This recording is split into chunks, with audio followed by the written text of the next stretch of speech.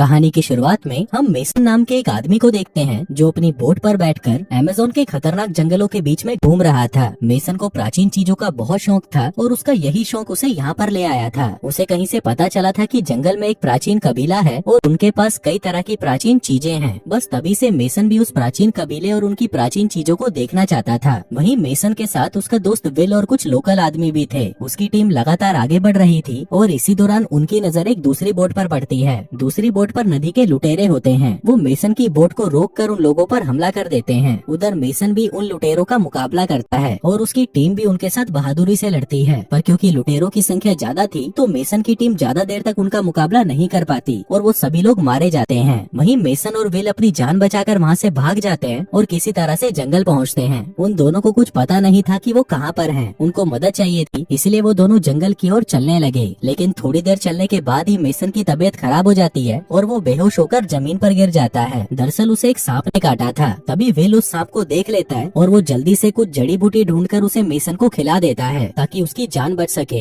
अब जड़ी बूटी खाकर मेसन बच तो गया था, लेकिन अभी भी उसकी तबीयत ठीक नहीं थी। उसे मदद की जरूरत थी, इसलिए विल मदद ढूंढने चला जाता है और मेसन वहीं पर अकेला रह जाता है। आगे काफी देर बाद भी जब विल वापस नहीं आता तो मेसन खुद ही उसे ढूंढने लग जाता है। वो जोर जोर से विल को पुकारने लगता है और मेसन की आवाज वहाँ की जंगली लड़कियाँ भी सुन लेती हैं, जो कि वहाँ के एक कबीले में रहती थी। उधर मेसन की तबीयत अभी भी खराब थी तो वो ज्यादा चल नहीं पाता और फिर से बेहोश हो जाता है। उधर वो जंगली लड़कियाँ लगातार उसे ही देख रही थी और उन सभी के शरीर पर रंग लगा हुआ था। वो मेसन को बेहोश देखकर उसके पास आती हैं और उसे उठाकर चलने लगती हैं। हम देखते हैं कि इस जंगल में एक कबीला भी था जिसके बारे में कोई नहीं जानता था। इस कबीले में सिर्फ लड़कियां ही रहती थी और वही यहाँ का सारा काम करती थी। हम देखते हैं कि मेसन को जिन लड़कियों ने उठाया था वो भी इसी कबीले की थी और वो मेसन को अपने कबीले में ही ले आई थी। आगे मेसन को जब होश आता है वो अपने सामने नीना नाम की एक लड़की को देखता है। नीना उसे दवा पिलाना चाहती थी और उसके कहने पर मेसन वो दवा पी लेता है और फिर खड़ा होकर अपने आसपास देखने लगता है। तभी वो नीना से उसका नाम पूछता है और नीना उसे अपना नाम बता देती है। साथ ही वो बताती है कि वो 4 साल पहले इस जंगल में घूमने आई थी, लेकिन एक दुर्घटना की वजह से वो इन कबीले की लड़कियों के हाथ लग गई, जिसके बाद उन लड़कियों ने इसे अपने कबीले में शामिल कर लिया। अब वो बातें कर ही रहे थे कि तभी वहाँ पर कुछ लड़कियाँ आकर एक टब रखती हैं। इससे पहले कि मेसन कुछ समझ पाता वो लड़कियाँ उस टब में पानी भरने लगती हैं, लेकिन मेसन को अभी भी कुछ समझ नहीं आ रहा था। तभी वो सारी लड़कियाँ मेसन को पकड़कर उसके कपड़े उतारने लगती हैं। वो उसके सारे कपड़े उतारना चाहती थी, लेकिन मेसन किसी तरह उन्हें रोक लेता है, जिसके बाद वो ऐसे ही मेसन को टब में फेंक देती हैं और उसे नहलाने लगती हैं। इसी दौरान उसकी आवाजें सुनकर बाकी लड़कियां भी वहाँ पर आ जाती हैं और वो सभी मेसन को देखकर हंसने लगती हैं। वहीं मेसन को उन लड़कियों पर गुस्सा तो आ रहा था, लेकिन वो बेचारा कुछ कर नहीं सकता था। दरअसल ये सभी लड़कियां मेसन के साथ इंटीमेट होना चाहती थी, लेकिन मेसन उनसे डरा हुआ था और वो उन्हें खुद से दूर कर रहा था। पर वो लड़कियां मेसन के साथ जबरदस्ती करने लगती हैं। तभी मेसन किसी तरह खुद को बचाता है और वहाँ से भागकर दूसरे कमरे में आ जाता है, लेकिन वहाँ पर भी उसे लड़कियां ही मिलती हैं। वो सभी लड़कियां हर हाल में उसे पाना चाहती थी, लेकिन इस बार भी मेसन किसी तरह बच निकला और वहाँ से भागकर एक नए कमरे में आ गया। उसने देखा कि इस कमरे में सैम नाम का एक लड़का था और कई प्राचीन चीजें भी थी। फिर मेसन जब सैम से उसके बारे में पूछता है तो सैम उसे बताता है कि 10 साल पहले मैं इस जंगल में आया था, लेकिन मैं रास्ता भटक गया और इन लड़कियों ने मुझे कैद कर लिया। मैंने भागने की भी बहुत कोशिश की, लेकिन कभी भी सफल नहीं हो पाया। अब उसकी बातें सुनकर मेसन उससे इन प्राचीन चीजों और कबीले के बारे में पूछता है। सैम उसे कहता है कि ये प्राचीन चीजें सोने की बनी हैं और ये कई हजार सालों से इस कबीले में ही हैं। जिसके बाद वो मेसन को कबीले के बारे में बताने लगता है। वो कहता है कि इस कबीले में सिर्फ लड़कियां ही रहती हैं और वो एक समय पर सिर्फ एक ही आदमी को कबीले में रख सकती हैं, क्योंकि इस कबीले का मानना था कि अगर एक समय पर 2 या उससे ज्यादा आदमी इस कबीले में रहें तो यह कबीला श्रापित हो जाएगा। इस कबीले की लड़कियां सिर्फ उसी आदमी से संबंध बनाती हैं जो इस कबीले में रहता हो और वो उसी के बच्चों को जन्म देती हैं। लेकिन अगर पैदा हुआ बच्चा एक लड़का होता है तो उसे उसी समय मार दिया जाता है और अगर वो एक लड़की होती है तो उसे पाल पोस कर बड़ा किया जाता है। सैम बताता है कि मैंने भी कई लड़कियों के साथ संबंध बनाए हैं और मेरे भी कई बच्चे हैं, लेकिन अब मैं कमजोर पड़ चुका हूँ और अब मेरे में बच्चा पैदा करने की शक्ति नहीं बची है, इसलिए अब तुम उन लड़कियों के साथ संबंध बनाओ और उनके बच्चों के पिता बनो। इसी दौरान नीना उसके पास आती है और सैम को अपने कमरे में जाने को कहती है। सैम के जाते ही मेसन नीना से बातें करने लगता है, पर तभी नीना उसे कहती है कि मैं तुमसे ज्यादा बातें नहीं कर सकती। और इसी बीच तारा नाम की एक औरत भी उनके पास आ जाती है। हम देखते हैं कि नीना इस कबीले के बाहर की लड़की थी, तो वो मेसन से ज्यादा बात नहीं कर सकती थी। वो यहाँ पर एक नौकरानी थी और उसका काम साफ सफाई का था। अब नीना को मेसन के साथ देखकर तारा को गुस्सा आ जाता है, लेकिन नीना को उसके गुस्से का पता चल जाता है और वो मेसन को तारा के पास जाने को कहती है। वहीं उसकी बात मानकर मेसन उसके पास चला जाता है ताकि वो उसका गुस्सा शांत कर सके। पर तभी नीना उसे कहती है कि तुम्हें उसके साथ इंटीमेट होना होगा।